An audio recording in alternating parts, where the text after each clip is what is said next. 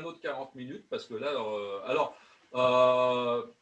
une chose sur laquelle Abdelaziz mentionnait il y a quelques secondes, c'est vraiment l'importance du transit intestinal. Comme je le disais, moi, je vois des gens qui sont en cétogène, qui sont constipés, et qui me disent « Ah, je suis en cétogène. » Non, non, si vous êtes constipé, que vous soyez en quoi que vous voulez, le thème central d'une approche alimentaire, c'est le transit intestinal, c'est le système digestif. Toi, Estelle, comment tu mets ça en route avec tes gens? Comment tu vois avec ta clientèle? Parce que je pense que tu as quand même beaucoup de femmes dans ta clientèle. Comment ça se Oui. passe pour toi? Ben, effectivement, ce sont essentiellement des femmes et en plus, c'est très précis parce que c'est souvent en périménopause. Donc, elles me consultent en général parce qu'elles ont de grandes difficultés à perdre du poids, un corps qu'elles ont littéralement perdu et qu'elles regrettent de leur 20 ans. Donc, c'est très compliqué, souvent psychologiquement, et il y a ce pan à gérer dans les prises en charge.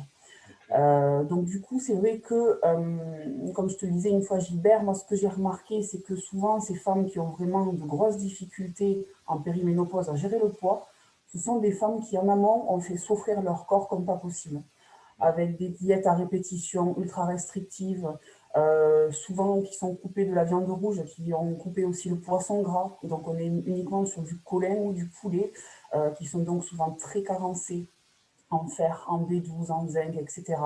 Donc ça, c'est souvent un premier problème parce qu'il faut leur expliquer que, pas que c'est trop tard, mais que le mal est déjà bien enclenché quand ça fait des années qu'on fait endurer ça à son corps et que du coup, tout ce qui est symptomatologie de la ménopause au niveau de troubles hormonaux va forcément de pair avec tout ça.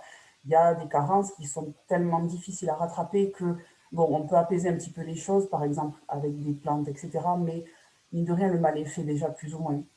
Donc ça, c'est le premier gros problème souvent auquel elles sont exposées, il faut leur rappeler malheureusement. Après, au niveau cétogène, je t'avoue qu'il y a certaines personnes qui, enfin en périménopause, j'entends des femmes qui réagissent très mal au cétogène. Pourquoi? Parce que je pense qu'elles ont tellement évité les graisses pendant toute leur vie que dès qu'on en remet, elles enflent comme pas possible. Donc à ce moment-là, au niveau de la stratégie, effectivement, on rajoute des fibres plutôt, on va plutôt vers les fibres vers des poissons gras et des viandes un petit peu plus grasses ou du moins des viandes rouges, mais on évite d'être trop dans une logique cétogène, trop de matières grasses ajoutées. Plutôt effectivement quelque chose d'étiqueté paléo, par exemple. Ça fonctionne plutôt bien pour ces cas-là. Et effectivement, au niveau du transit aussi, ça peut être intéressant parce que souvent, elles se sont forcées à consommer des céréales complètes.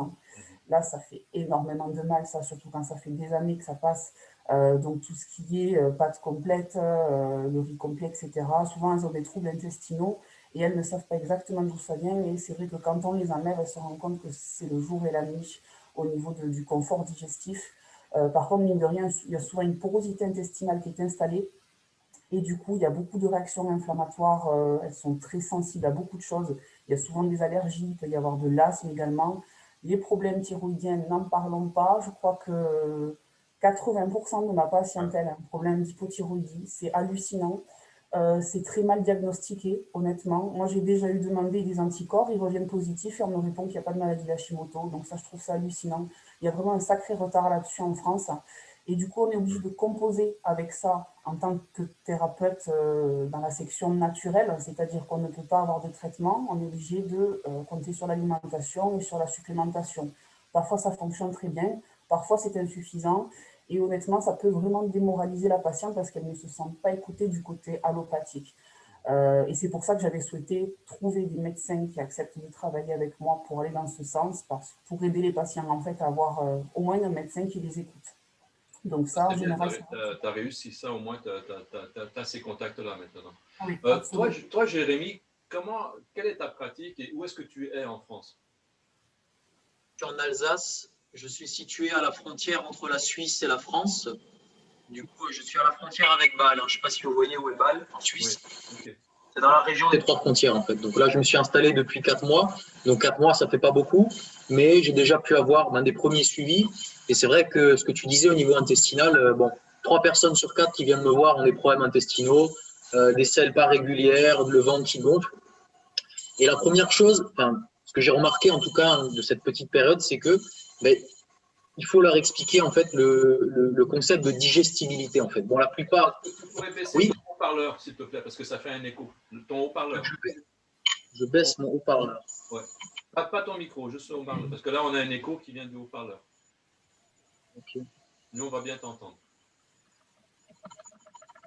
C'est un peu mieux? Ouais, c'est un peu mieux. Là. Ok. Du coup, la première chose, évidemment, que je regarde au niveau de l'alimentation, c'est comment ils composent leur repas. Et pour la plupart, eh bien, bah, c'est les recommandations nutritionnelles nationales, hein, on n'y peut rien, quoi. C'est beaucoup de légumes, beaucoup de céréales. Et la plupart sont très fiers de me dire, lors de la première consultation, qu'ils évitent la viande et qu'ils en mangent une ou deux fois par semaine. C'est vrai. Ouais. Donc, Ouais. Je et crois que c'est après, classique. Ouais, ouais. Toi, Abdelaziz, tu entends ça aussi souvent, toi aussi. Ah, mais je l'entends même dans ma famille, moi, c'est ça le problème. Je n'ai pas réussi à convaincre ma mère. Moi, je lui ai Ah. dit, écoute, faut que tu remettes du sel. Mon père, il fait de l'hypertension. J'ai dit, il faut remettre du sel. Ah non, non, non, non, non. Bah, bon, à 80 ans, Ah, tu veux. nul n'est prophète en son pays, hein, il vaut mieux Ouais, parler. ouais, avec nos familles, c'est pas toujours évident. Continue, Jérémy. Continue. ouais. Alors du coup, évidemment, bon, beaucoup d'assiettes sont vraiment très compliquées à digérer. Il y a des combinaisons alimentaires qui sont particulièrement indigestes, bon, au-delà de ça. Mais vraiment, ce sur quoi je m'évertue à insister, c'est je leur montre souvent une image d'une composition de macronutriments d'une viande et je leur montre une image avec une composition de macronutriments d'une céréale. Et je leur dis, tu vois, la viande, c'est composé à peu près de 60-70% d'eau. Hein, ça dépend des pièces. Et ensuite, je leur montre la céréale.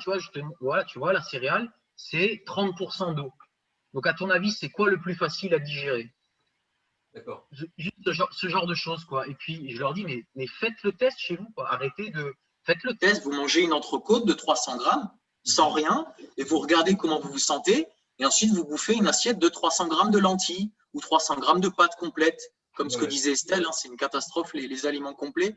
Il y a une propagande qui a été faite ces dernières années, même moi, il ne fallait pas toucher des pâtes blanches. Et même aujourd'hui, j'aurais jamais pensé ça. Des fois, il y a des personnes qui disent qu'ils veulent absolument manger des pâtes. Mais je ne pensais pas dire ça un jour. Je leur dis, mais mangez des pâtes blanches à la limite, parce que peut-être que vous allez monter l'insuline un petit peu, mais vous allez le digérer plus facilement, vous allez avoir moins d'antinutriments, vous allez avoir moins de gluten. Donc voilà, c'est vraiment cette notion de digestibilité des produits animaux, et même pas que ça, au niveau des nutriments, pareil. J'ai donné une petite conférence il y a 2 semaines dans un magasin bio, c'était très drôle. C'était une conférence sur la perte de poids. Oui. Et à un moment donné, dans la conférence, j'introduis les produits animaux et j'explique en quoi ils vont nous permettre de ne pas être affamés, puisque c'est eux qui vont remplir tous les besoins en nutriments. Et là, je pose la question à l'auditoire. Je leur dis, d'après vous, quels sont les aliments les plus riches en nutriments? Les légumes, les fruits, les noix? Bon, dans un magasin bio, hein, bon, il y avait… 90% de hippies. Quand je travaille avec des thérapeutes, parce que je suis souvent approché par des naturopathes, c'est certains que j'essaie d'envoyer vers toi, ce que j'essaie de leur dire en premier à naturopathe, écoute, tout ce qu'on t'a appris à l'école, il y a un truc qui cloche à la base, dans ton école de naturopathie, pas la tienne, mais dans l'école que les gens majoritairement ont fait. C'est qu'on vous enseigne une alimentation axée sur le végétal. Alors, c'est bien gentil. Nos ancêtres primates et nos cousins primates, bon, on peut les considérer comme des cousins. Si vous regardez un gorille ou un chimpanzé, ils ont tous un ventre. Certes, ils sont monogastriques comme nous, mais ils ont une digestion basée sur la fermentation. La digestion humaine est basée sur l'acide chlorhydrique et ça change tout. Et c'est là-dessus qu'on revient avec, comme tu dis, Jérémy, que ce qui est le plus facile pour l'être humain pour digérer, ce sont les produits animaux, que ce soit la viande, le poisson, les œufs, parce que là, le corps, le système digestif, de par sa production d'acide chlorhydrique, va carrément liquéfier ça immédiatement. Alors ça, c'est d'autant plus important quand tu vieillis. Tu vois, tu prends les personnes âgées, par exemple, qui ont beaucoup moins d'acide gastrique et tout ça. Ouais. Donc, quand tu leur donnes une nutrition à haute densité nutritionnelle, comme ce qu'on appelle, nous, que ce soit un paléo, que ce soit même un carnivore. Moi, d'ailleurs, plus ils sont âgés, plus j'ai tendance à les diriger vers un carnivore. Mais limite, des fois, je suis même plus cru que toi, Jérémy. Je leur dis, au niveau de la digestibilité, est-ce que tu as déjà retrouvé un bout de steak dans tes toilettes une fois que tu as été faire tes besoins? Par contre, du maïs, oui. Les haricots, tu vas les trouver, tu vois. Et en plus, avec la couleur, tu vois ce que je veux dire. Mais donc, du coup, en fait, oui, c'est complètement hallucinant qu'on fasse une mauvaise prose. Mais là encore, je vais insister sur ce sur quoi j'insiste avec mes clients et avec mes élèves, il faut faire une différence entre l'idéologie et les besoins. Oui. Donc, qu'on ait une idéologie, moi je respecte tout le monde. Je veux dire que quelqu'un me dise, moi les animaux, ça me fait de la peine, machin. Son problème, il n'y a pas de souci. Mais s'il attend de moi que je lui raconte des bobards et que je lui dise que l'homme est un singe, alors que c'est pas vrai, et que je lui dise que le singe ne mange pas de viande, alors que c'est pas vrai, on le sait pertinemment. Enfin, je veux dire, Robert Masson l'a démontré, et puis même, il n'y a qu'à regarder un documentaire là, sur National Geographic, et tu vas voir de suite qu'un singe, ça mange un singe, et ça peut manger des oiseaux, et ça peut manger des œufs, et ça peut manger, enfin, c'est beaucoup plus diversifié que ce que nous prétendent certains gourous de la naturopathie. Et donc, comme expliquait tout à l'heure Estelle, une fois qu'on arrive dans des carences, bonjour pour en revenir, quoi. Parce que quand il est dans ces carences, crois-moi, c'est phénoménal. Et d'ailleurs, de ton point de vue, Estelle, avant j'ai trouvé qu'il a fait la transition trop rapidement vers Jérémy, je voulais te poser la question. Le point de vue qui est abordé au niveau des diététiciens, donc quand vous êtes formé, c'est toujours, on est bien d'accord, le point de vue calorique. Oui. Donc, pour faire un rapport maîtresse, en fait, si tu ne parviens pas à perdre du poids, c'est forcément de ta faute parce que tu n'as pas encore suffisamment réduit les calories et assez fait de sport. Mais c'est forcément de ta faute. Jamais, au grand jamais, on ne nous a parlé de problèmes de thyroïde durant mes études. Donc j'ai été obligée de me renseigner par moi-même parce que venant d'une famille où les problèmes de thyroïde sont légion, j'ai forcément été obligée de m'y pencher et c'est honnêtement un univers qui est fascinant, donc j'adore ça. Mais non, ce n'est absolument pas abordé, c'est uniquement la calorie, uniquement. Donc c'est un calcul de ration avec les macros, avec 50% de glucides, évidemment, il ne faut pas être avare. Voilà, à peu près 35-40% de lipides polyinsaturés, donc là aussi on rigole. Et ensuite, le restant en protéines, avec une part de protéines végétales, ce serait bien. Voilà, en gros, il faut qu'il y ait beaucoup de fibres, sinon on ne va pas aux toilettes. Alors moi, j'ai littéralement sauvé la vie de certaines patientes qui se gavaient de fibres, à qui j'ai dit d'arrêter, et ça leur a changé la vie. Donc elles étaient stupéfaites parce qu'effectivement, quand elles suivent plusieurs diététiciennes qui ont des sites internet ou tout ce qu'on peut entendre dans la bouche, par exemple, de Michel Simès, qui dit pas mal de bêtises, on se retrouve avec des femmes qui ont de gros problèmes de santé. Alors, je parle beaucoup des femmes parce que moi, c'est essentiellement ma patientèle, mais j'ai aussi quelques hommes qui ont des troubles digestifs importants et tout ça, et dû effectivement aux recommandations. Je l'impute à tout ça. Et je reviens un petit peu juste pour terminer. Les huiles polyinsaturées, c'est un véritable souci. Merci de revenir. Voilà, l'huile de lin, tout ça, ça me sort de partout. Je n'en peux plus d'entendre l'huile de colza, etc. C'est une vraie catastrophe sanitaire. Et c'est très difficile de raisonner les patients là-dessus, surtout les femmes. Parce que oméga 3 confondu, personne ne fait la distinction entre l'acide alpha-linolénique et le PA et le DHA, donc c'est un réel souci. Et ça, c'est... En fait, il faut un petit peu... Au départ, c'est difficile parce qu'il vous faut les convaincre. Vous avez l'impression de devoir ramper alors qu'ils vous ont payé, en fait, pour leur santé. Hein. Mais c'est un petit peu ce qui se passe et parfois, c'est vrai que ça a de la sens. Surtout quand le médecin remet le coup de main.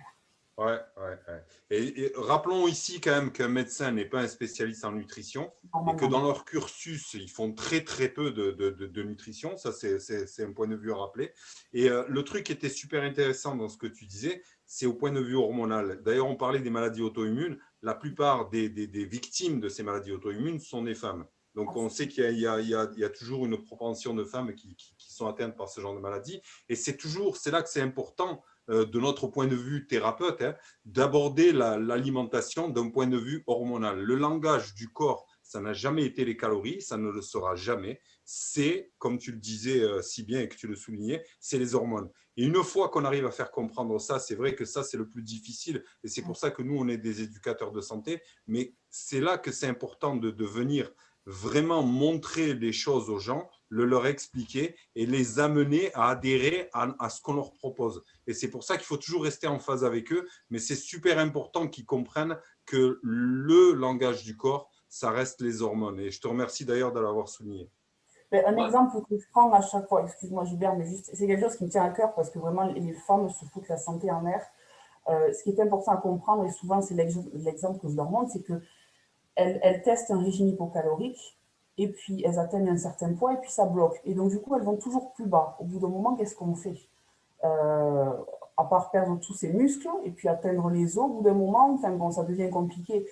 Donc finalement, quand elles comprennent que ça n'a ni sens et que ça ne les mène nulle part, elles commencent à entendre le schéma hormonal. Elles commencent à l'entendre. Surtout quand elles acceptent au départ de me faire confiance, ce qui n'est pas forcément facile, elles se jettent un petit peu du haut de la falaise, hein, mais qu'elles voient les premiers résultats arriver vite, là, ça leur redonne confiance et elles se disent qu'elles ont une raison de se lancer, quoi. Donc c'est un petit peu la preuve par l'expérience et non pas l'inverse, quoi. C'est super. Mais on doit rappeler qu'on a beaucoup de bons résultats. J'ai pas mal de Hashimoto que je suis, j'ai pas mal de lupus, j'ai pas mal de maladies auto-immunes finalement. Ouais. Mais c'est vrai qu'au niveau de la thyroïdie, rappelons que le paléo auto-immun marche très bien. Rappelons que le fait de traiter la cause, de rétablir le péristaltisme, etc., c'est primordial et qu'il faut avoir un suivi en fait avec ces genres de personnes. Qu'il n'y a pas de baguette magique, mais qu'au final, comme tu dis, si on a l'adhésion et si on a la confiance, on a 90% du truc. Hein. Le reste, après, c'est juste appliquer la formule. Hein. Absolument. Après le retour de la viande, parce que bon, le cétogène, c'est magnifique, c'est beau, c'est un peu notre cheval de bataille à certains d'entre nous. Mais avant, le chose le plus important que Estelle a mentionné, je ne sais pas toi, Jérémy, ce travail que tu as fait toi aussi, c'est de ramener les gens à cette prise de conscience, parce que nous, on comprend l'anglais. Un des mouvements dans le mouvement naturopathique anglais et le mouvement de la médecine fonctionnelle anglais, anglophone, c'est l'élimination de ce qu'on appelle les huiles végétales qui sont trop riches en acides gras polyinsaturés. Depuis 2-3 ans, cette connaissance filtre, mais très très peu en France.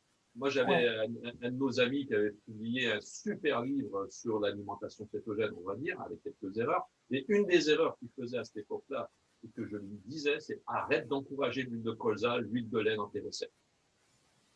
Il m'a dit non. Eh bien maintenant, je crois qu'il y a un consensus pompier. Au niveau anglophone, il est établi. Au niveau francophone, c'est encore à faire. Mais le nombre de naturopathes qui vont suggérer aux gens, prenez des huiles de colza, des huiles de lin, non, il faut arrêter ça. Prenez l'huile d'olive. L'huile d'olive est une huile de fruits. L'huile de coco est une huile de fruits. L'huile d'avocat est une huile de fruits. C'est pas la même chose. Et ça, là-dessus, si Jérémy, je te tends le bâton, parce que tu es le plus jeune d'entre nous, où est-ce que tu en es rendu, toi, comment est-ce que tu transmets aux gens de les ramener sur des huiles de fruits et des huiles animales comme le beurre, graisse de bœuf ou autres graisses d'agneau. Comment est-ce que toi, tu ramènes les gens, comment tu les aides à faire cette prise de conscience dans tes petites conférences et quand tu rencontres les gens? Comment tu fais ça, toi? Alors, j'ai pas encore eu l'occasion de le faire en conférence, mais bon, j'ai vu la petite vidéo avec Raphaël, donc j'ai un peu triché, quoi. Je suis renseigné maintenant. Ouais. Bah, la première chose, évidemment, que je leur explique, c'est cette histoire d'oméga 3 et d'oméga 6, pro-inflammatoire, anti-inflammatoire. Et d'ailleurs, c'est assez paradoxal, puisque ça, dans mes études de naturopathie, on le dit, hein, c'est marqué noir sur blanc, mais après, derrière, il n'y a aucune logique et c'est huile végétale de première pression à froid, quoi. Donc, c'est effarant de voir qu'il y a un manque de logique totale dans tout ce qui est enseigné. Alors évidemment, je parle de ça, et donc on sait évidemment que ces oméga 3, donc l'EPA et le DHA, ben, ils sont surtout dans les poissons gras. Il y en a ici dans les œufs, le beurre cru, enfin dans tout ce qui est animal, quoi. Donc j'essaie vraiment de leur faire prendre conscience que c'est vraiment dans le gras animal qu'ils vont trouver la nutrition, qu'ils vont trouver les vitamines liposolubles, le rétinol, la D3, la E, etc. Donc, et vraiment leur expliquer aussi que y a une vraie différence entre les vitamines qu'on va retrouver dans le monde végétal et celles qu'on va retrouver dans le monde animal. Très rapidement, je leur explique que l'animal, il a déjà fait le travail pour nous, et nous, on vient lui vampiriser, on vient lui voler, entre guillemets, le travail qu'il a déjà fait pour nous, en fait. Voilà, parce que lui, il a été designé, il a le système digestif pour ça, en fait, prévu pour ça. Donc voilà, très rapidement, c'est ce que j'explique. Et après, évidemment, graisse animale, huile d'olive. Bon, je pense que l'huile d'olive a très bonne presse, donc c'est vrai que c'est quelque chose qui revient assez fréquemment. Et ouais, j'ai toutes les huiles végétales d'une manière générale, je les invite vraiment à éviter. Après, bon, tu peux pas, comme disait Abdelaziz, on va pas non plus.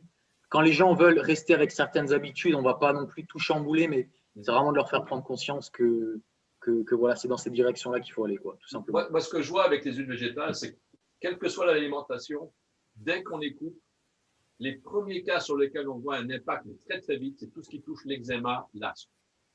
On coupe les huiles végétales, on les ramène sur le beurre, l'huile d'olive, l'huile de noix de coco, la graisse d'amande, la graisse de bœuf.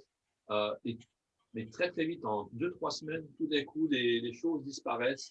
Et en même temps, il y a un impact intéressant sur le côté intestinal au niveau du péristatisme et aussi sur la perméabilité intestinale. On diminue tout le processus inflammatoire. Et ça, je te laisse élaborer là-dessus, Abdelhaziz. Un truc qu'on oublie aussi de mentionner, par exemple, c'est, tu parlais des huiles de graines. L'huile de canola, par exemple, je ne sais pas si tu as déjà senti le canola, mais c'est infect, quoi. C'est horrible l'odeur. Donc, ils sont obligés de le traiter chimiquement pour que tu puisses c'est l'huile de colza, c'est la même chose. Ne serait-ce que l'approcher de ta bouche, je ne parle même pas de le manger, hein. Ne serait-ce que l'approcher de ta bouche, parce que l'odeur est infecte. Donc, en fait, du coup, il y a aussi ce côté-là. Il y a aussi le côté instable. En fait, si tu veux, c'est des huiles. On revient à ce qu'on disait par rapport au mode ancestral. Dans le monde ancestral, on n'avait pas le moyen d'extraire ce genre d'huile. On n'avait pas les machines, on n'avait pas les presses pour le faire. Et peut-être que c'était une bénédiction quelque part. Parce que quand tu regardes le fait, par exemple, de prendre des huiles de graines et de les chauffer pour les extraire, il y a de suite comment on appelle ça, une oxydation qui s'opère.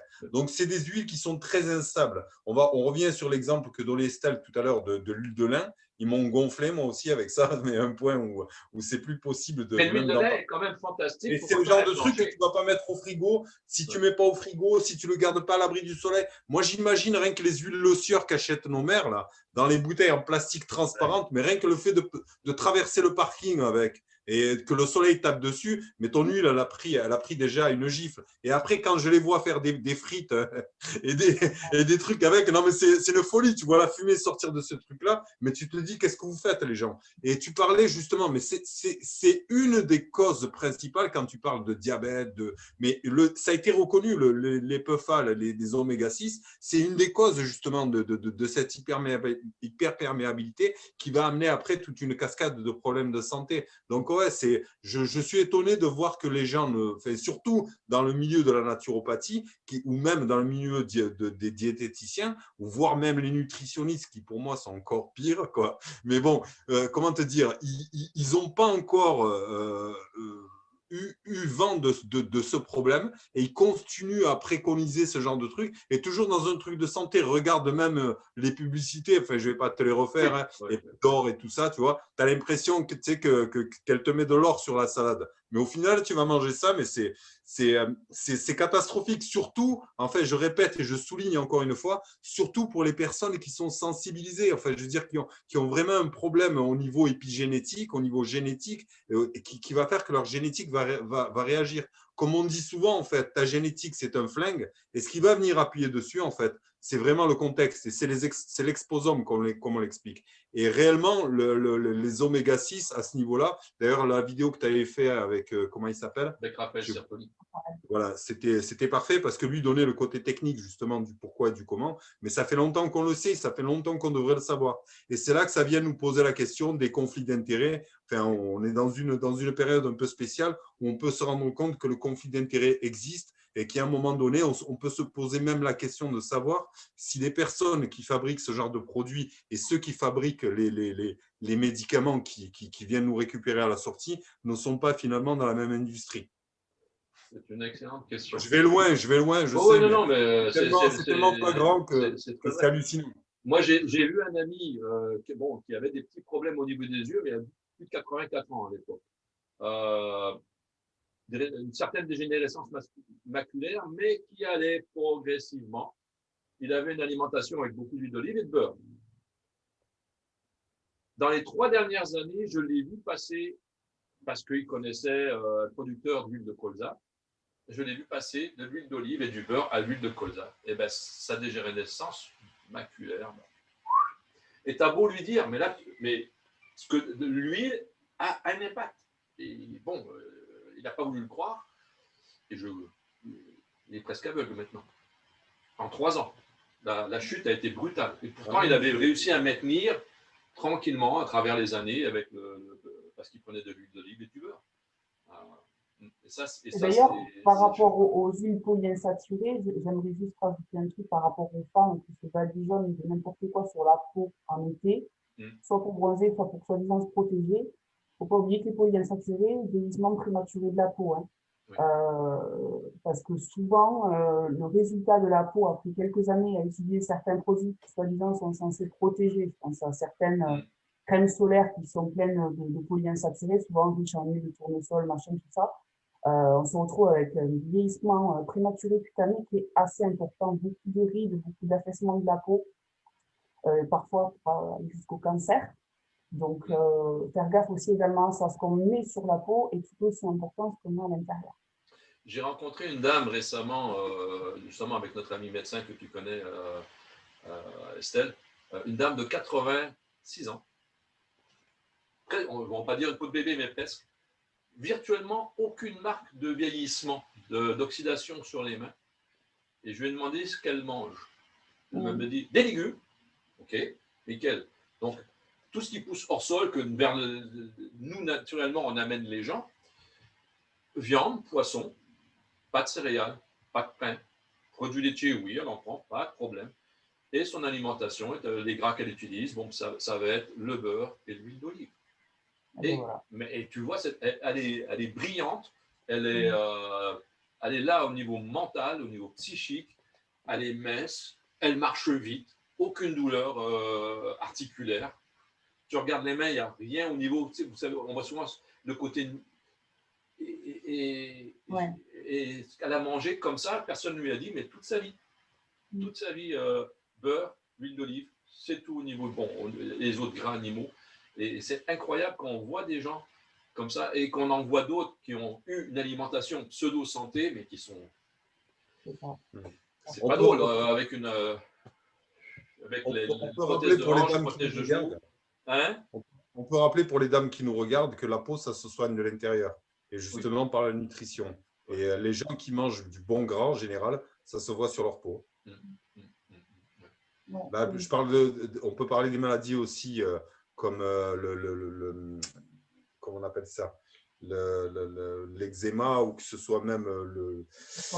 Aide-moi un peu. La psoriasis. Il y a même, tiens, toi qui es d'Albi, Estelle, tu as un dermatologue à Toulouse qui a justement mis le doigt dessus et qui s'est rendu compte en fait qu'on pouvait, parce que ça a toujours été un petit peu la honte du dermatologue, si tu veux, le psoriasis.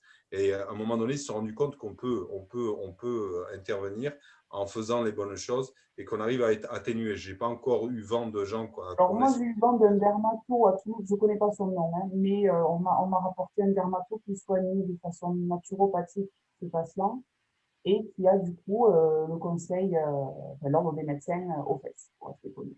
Voilà. Ça se passe mal. Donc on en est là en fait. C'est bon signe, ça veut dire qu'il est sur la bonne voie.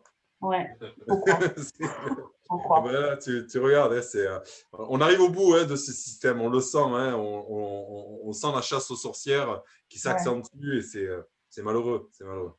Toi, Jérémy, quand tu as ramené la viande dans ton alimentation, comment ça s'est passé?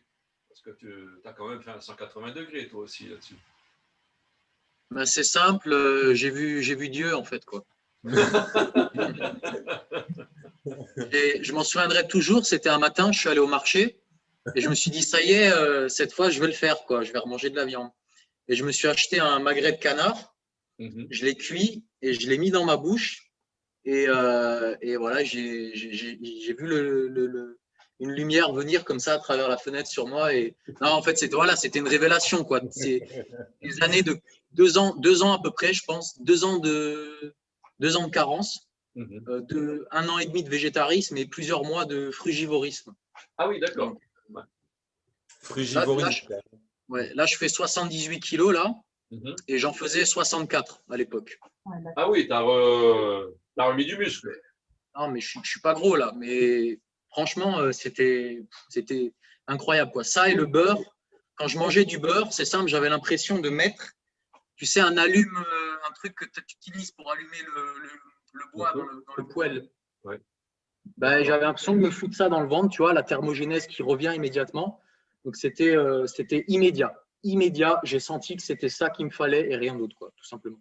Est-ce que tu as des analyses à tout hasard pour voir s'il y avait quelque chose qui clochait? Non? Donc, tu ne sais pas si tu partais de quelque chose de très bas, par exemple en fer ou en B12, etc. Est-ce que tu te supplémentais? Non, j'en sais rien du tout. Je me suis pas souvent supplémenté, presque jamais supplémenté. Peut-être que j'aurais dû, hein, mais non, je ne l'ai pas fait, quoi. Okay. Là, il nous reste 10 minutes pour cette 9 minutes 35 sur cette réunion. Donc, Abdelaziz, je te laisse conclure avec Estelle, Jérémy, puis je dirai un petit mot à la fin. Et, Ouais.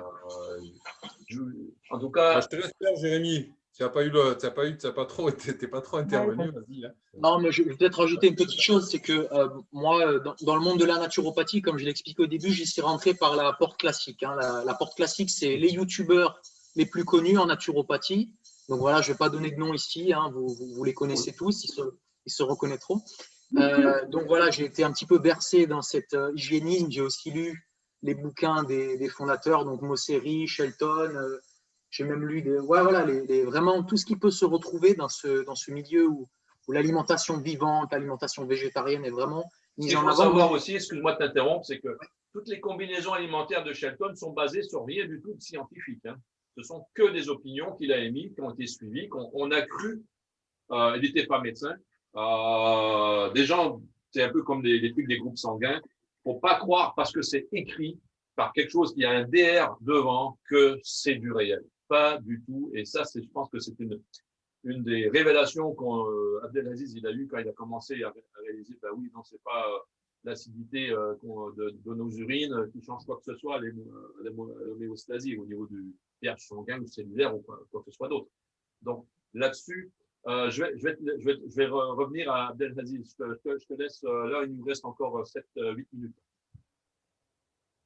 Grosso modo, ouais, si on voulait conclure, je dirais toujours, tu vois, Jérémy nous citait son exemple, je dirais toujours aux gens de faire ce que m'expliquait mon prof à la fac, et ça n'avait rien à voir avec la nutrition, hein, mais c'est quelque chose qu'on peut appliquer en tout, c'est que dès qu'on nous parle de quelque chose, il faut savoir qui, quand, quoi, comment, pourquoi. Donc, qui nous parle, d'où il nous parle, et quelle est sa base pour nous parler de ça. On ne peut pas gober comme un poisson. Et la deuxième chose qu'il faut faire, en fait, c'est faire attention aux idéologies. Une idéologie, ce n'est pas une vérité. Que les gens aient des idéologies, qu'ils aient des préférences et tout ça, moi, je suis tout à fait ouvert à écouter les gens et entendre leurs idéologies. Mais là où il faut faire attention, c'est quand on va prendre des vérités. Voilà, vaut mieux s'en remettre aux études. D'ailleurs, pour ceux qui suivent mon blog, ils savent pertinemment que quand je fais des articles, je vais souvent référencer, je vais souvent voir, je vais souvent vérifier. Et je pense que c'est un truc auquel on peut inviter tout le monde, que ce soit à titre personnel ou pour des gens qui viennent nous visiter. D'autant plus quand c'est des gens qui viennent nous visiter, pour ne pas les mettre dans un problème. J'admire la patience. Ouais, j'admire la patience, le temps que tu prends pour écrire ton blog. Franchement, il est bien référencé. Ouais, c'est gentil. Après, c'est pas tout de moi. Des fois, c'est des trucs qu'on traduit aussi, mais bon, c'est toujours dans le même optique en fait. Et voilà, c'est toujours dans l'esprit d'être bienveillant et de ne pas mettre des gens dans la panasse en faisant des livres comme tu expliquais sur les groupes sanguins qui n'a aucun sens. Comment on l'expliquait aussi la dernière fois, le fait de séparer les aliments et de manger les aliments séparés, de ne pas manger tel truc. Enfin voilà, c'est des choses qui ne reposent absolument sur rien, qui n'ont pas été démontrées et qu'au bout d'un moment, comme disait Estelle, comme tu expliquais tout à l'heure avec cette vieille dame, il y a bien quelque chose que les anciens faisaient bien pour ne pas être un peu dans l'état où on est aujourd'hui, quoi. Voilà, grosso modo. Estelle, un mot de toi. Alors moi, si je devais conclure sur quelque chose, ce serait qu'on arrête de taper sur les protéines, parce que ça, je crois que c'est le truc qu'on vient le plus souvent, que la viande rouge, ça donne le cancer, qu'on va acidifier l'organisme, que ça putréfie dans le côlon, toutes ces choses qui reviennent régulièrement et qui sont des croyances essentiellement féminines, parce que les hommes se posent moins de questions concernant la viande rouge, pour être honnête, en général, mais les femmes, c'est beaucoup plus compliqué, elles ont beaucoup ces visions hygiénistes très ancrées, parce qu'elles ont beaucoup dû signaler, enfin, voilà, ce sont des choses qui reviennent régulièrement, donc du coup, qui les a bercées pendant des années. Et donc, quand nous, on arrive et qu'on parle de magret de canard et d'entrecôte, on est folle, quoi, voilà. Donc, j'aimerais vraiment qu'on arrête de colporter diffuser ce genre d'informations complètement fausses, surtout par rapport aux mythes acides, alcalins. Ça, faut arrêter avec ça, ça suffit. Il n'y a aucune base scientifique. Il y a écrit des milliers de bouquins sur ça, mais personne n'a pu expliquer réellement d'où ça sort.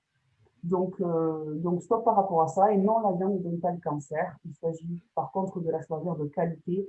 Et en ce sens, je terminerai en disant que il est très important de favoriser les agriculteurs que nous avons, les producteurs que nous avons, qui font un excellent travail, qui font des produits exceptionnels, peu qu'on aille les acheter.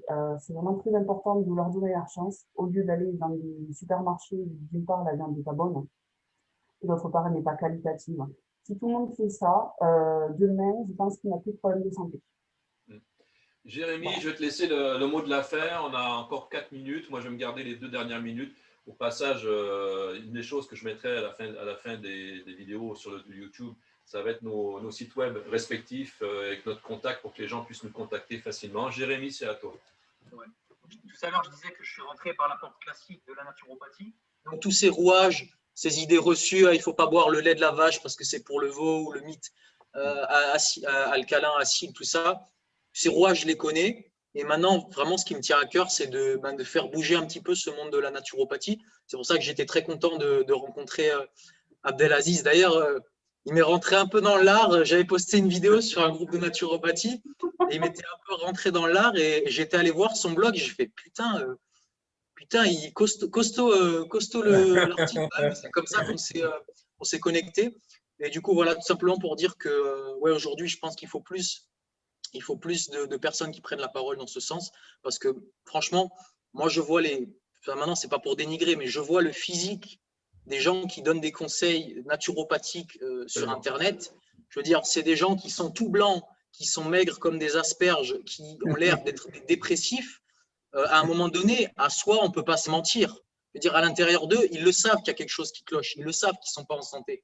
Et moi, c'est ça que j'appelle au discernement, en fait, quoi. Que les gens arrêtent de gober tout ce qu'ils voient sur Internet parce que c'est leur corps qui parle et c'est ça le plus important, quoi, tout simplement. Moi, c'est amusant parce qu'il y a un de ces gourous, il y a une de ses clientes qui était venue me voir voilà, 4-5 ans et elle m'a dit qu'est-ce que tu penses de lui. Je lui dis j'en pense rien, je le connais pas, mais j'imagine que la façon dont il se nourrit, qu'il a des mycoses aux pieds. Bon, elle me dit mais comment tu sais ça? Elle a été intime avec lui. Je lui dis je me suis nourri comme ça, presque frugivore, légumes crus, et je sais très bien toutes les manifestations fongiques que ça a eu sur mon corps et que j'arrivais pas à me débarrasser, quoi. Et la minute, quand j'ai changé mon alimentation, il y a presque 10 ans, la première chose qui est partie, c'est tous les mycoses aux pieds, tout ça, les pellicules, c'est parti. Bon, avec l'âge, les cheveux aussi, mais bon. Mais tout ce qui était côté fongique au niveau de la peau, c'est parti. Avec une alimentation, moi, quand je suis revenu sur la consommation de la viande, bon, les fruits, moi, j'ai sorti ça, je n'ai pas le choix, mais c'est quelque chose qui est assez drastique. Donc, notre prochaine réunion, j'aimerais qu'on la fasse, qu'on tourne autour des mythes de la naturopathie. Comme tu parlais tout à l'heure au niveau acide alcalin, que la viande, ça ne crée pas le cancer. Alors moi, j'en ai trouvé un autre récemment, lequel je suis tombé, parce qu'on parle toujours des nitrites et des nitrates, patati patata, alors que notre corps en produit naturellement. Donc ça, c'est des choses que j'aimerais bien, Abdelaziz, parce que tu aimes bien écrire, que tu ailles potasser ça et que tu nous fasses quelque chose sur ton blog, sur les nitrites, ce serait chouette. Une autre chose aussi, un autre mythe que j'aimerais qu'on explose quand on aura le temps, ça va être le mythe du sel rose. On a du sel de Guérande. Je l'ai exposé juste hier. Hier, j'ai exposé ça avec une cliente qui allait acheter ça, là, mais je lui dis arrête de te ruiner avec ces singeries. Écoutez, je vais vous dire au revoir parce que là, ça va couper. À la prochaine et je pense qu'on va commencer à avoir… Merci à tous. Merci à tous. Bonne journée, plaisir. Bonne journée. Allez, au revoir à tous. Merci.